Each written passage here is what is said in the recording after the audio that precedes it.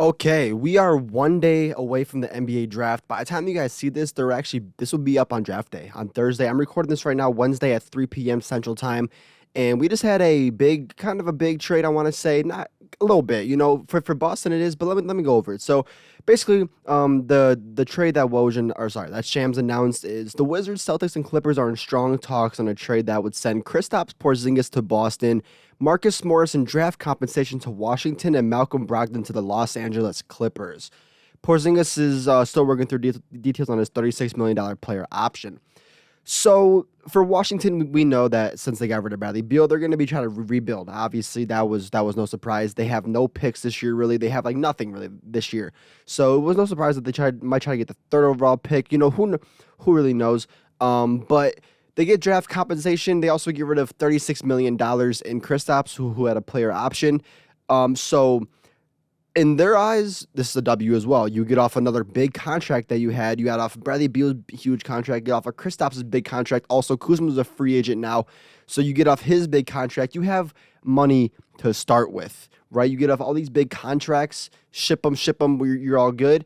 You also get draft compensation in this draft. They also got Marcus Morris, which I'm guessing they're probably going to waive or trade Marcus Morris again, probably for more picks. That's what I would do. I would just trade him again for maybe a second, whatever you can get for Marcus Morris pick-wise, just to help this rebuild process. But Kristaps to Boston is where I really want to touch on right now. So this is a big, big move for Boston. And it's not like it's not a huge like guy, huge name like Bradley Beal to the Suns, but this is a very solid role guy, Kristaps Porzingis, that we're talking about. He led the league last year in I think like offensive possessions for post points. He had like 1.9 something post points per possession. So he was the best post scorer, better than Jokic last year in the post. He's also a guy that can stretch the floor, shoot the ball really, really well when he gets open looks. Also can rebound the ball, which we saw Boston got killed in Miami in the conference finals. So that Miami cannot grab a rebound to save their life, it felt like in some of those games. And you just get floor stretching because in the playoffs we saw it throughout Boston. They're really talented, but their lack of spreading the floor. They had Grant Williams, they had Al Horford, they had Derek White, Brogdon, who they just got rid of to the Clippers, but it seemed like they still kind of lacked a little bit of shooting, and they needed space. They need people that can spread the floor out to shoot the ball, take pressure off of Tatum and Brown so that they can do what they do best. And this is even better in that aspect because not only are you're getting a shooter, like I said, you're also getting a post scorer, the best post scorer last year, points per possession wise.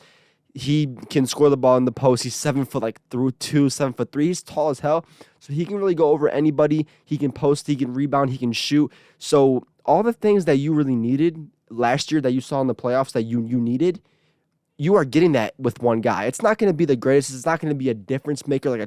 He's not going to be the only person to come into a organization to make him a championship team, because this team was already a championship level team. They just had a couple ups and downs. They got to the finals. They were one game away from a historic Steph Curry performance to winning it all. Game 4, you couldn't do anything about that. Steph went ballistic. They also got killed on the boards. The shooting was very evident as well throughout this playoff run too. So you get a guy that can shoot, rebound, score the ball down low. He also is one of the best pick and roll defenders in the game. His pick and roll offense is insanely good too. One of the best. I think he's 4th best pick and roll defender, I want to say, and one of the best pick and roll like players as well. Pick and pop, pick and roll, whatever it is. He's just so tall. He has good hands. He can score the ball.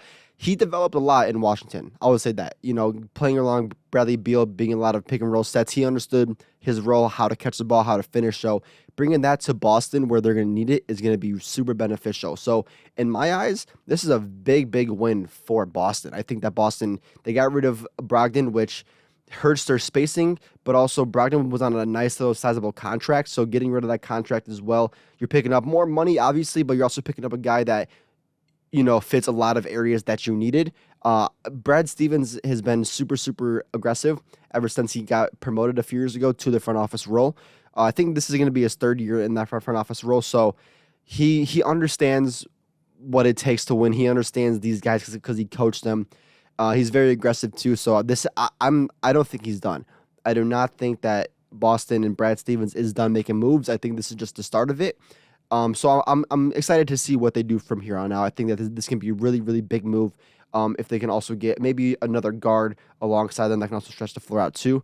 But in my opinion, I think they might be going for 3-and-D guys now. It's my guess. Malcolm Brogdon to the Clippers is also very big because the Clippers got rid of Marcus Morris for Brogdon. Like, you don't know how big that is, man. Like, Marcus Morris, I was just on Twitter, and some of the Clippers fans on Twitter are so funny, man. They're clowning him. He's like the worst player in history, blah, blah, blah. Because Marcus Morris came out and said that he doesn't like his role. He wants more of a role, but everyone's like, bro, you suck. Like, all the Clippers fans knows that he's just not that great anymore. So, getting rid of that and a couple of draft compensation, which you'll take because, you know, you're the Clippers, you're going to probably get CP3, which I'm surprised CP3 is not on here. I'm surprised CP3 didn't also get shipped to the Clippers, but that's probably going to be a separate deal that we will see. I think that they have to make his contract full guaranteed first, so, you know, that'll be separate. But you're going to possibly get CP3.